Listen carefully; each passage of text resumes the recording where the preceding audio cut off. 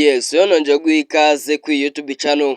Uyu mwanya rero abasirikare bo muri Republic Iharanira Demokarasi ya Kongo batangiye guhungira hano ngaha mu gihugu cy'u Rwanda. Ni nyuma yuko rero babonye ko uyu mutwe wa M23 ntampuwe na nkeya ufite, nibwo batangiye guhungira hano ngaha mu gihugu cy'u Rwanda bomokera i Rubavu ndetse no ku Gisenyi. Si abasirikare gusa ahubwo n'abaturage barimo bahunga bava mw'uyu mujyi wa Goma berekeza hano ngaha mu gihugu cy'u Rwanda. Ni nyuma yuko rero umutwe wa M23 watangaje yuko wamaze gufata umujyi wa Goma, usaba abaturage bose kwicara hasi bagatuza, ubabwira yuko wabazaniye amahoro mw'uyu mujyi kandi wamaze kubohora. Ibi ngibi rero bikaba byatumye abasirikare bamwe na bamwe bo mw'iki gihugu cya Republic Iharanira Demokarasi ya Kongo batangira kubona ko byakaze, batangira guhungira hano ngaha mu gihugu cy'u Rwanda. Ubwo rero bahageraga aba basirikare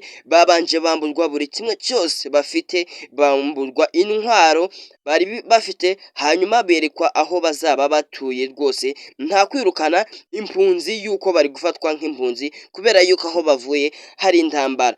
Nyuma yo gufata uyu mujyi wa Goma mu gitondo cyo kuri uyu wa mbere, abakozi b'umuryango w'abibumbye bari mu butumwa bw'amahoro muri Republic Iharanira Demokarasi ya Kongo MONUSCO batangiye kwambukira ku mupaka munini wa Rakoronisha mu karere ka Rubavu, ahateguwe bisi zibatwara i Kigali, aho bahita bafatira indege zibasubiza mu bihugu byabo. Urumva yuko ibintu byamaze gukara rwose.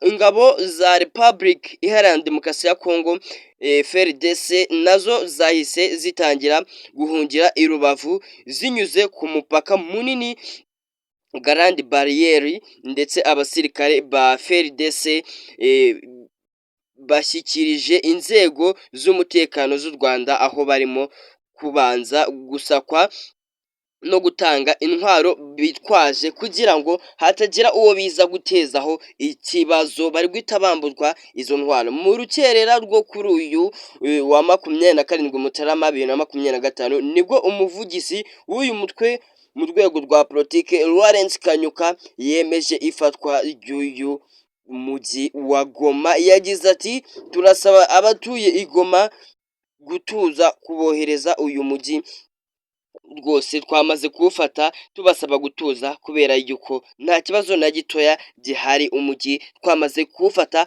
abawutuye nibicare batuze. Ibi ngibi rero byateye bamwe na bamwe mu basirikare bari batuye muri uyu mujyi ubwoba, bahita batangira kuwuhunga berekeza hano ngaha mu gihugu cy'u Rwanda. Reka rero turebe uburyo ibi ngibi biri buze kugenda, iherezo ryabyo biri buze kuba irihe, biri buze kugenda gute.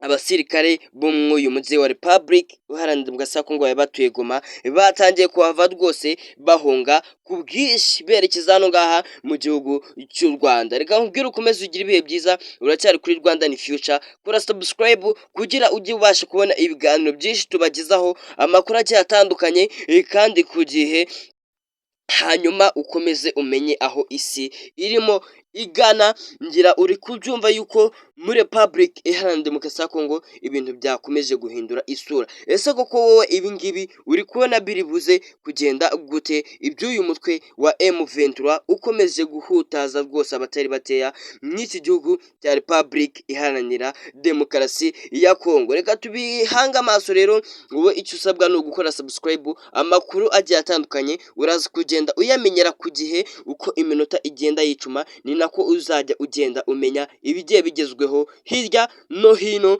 mw'iki gihugu.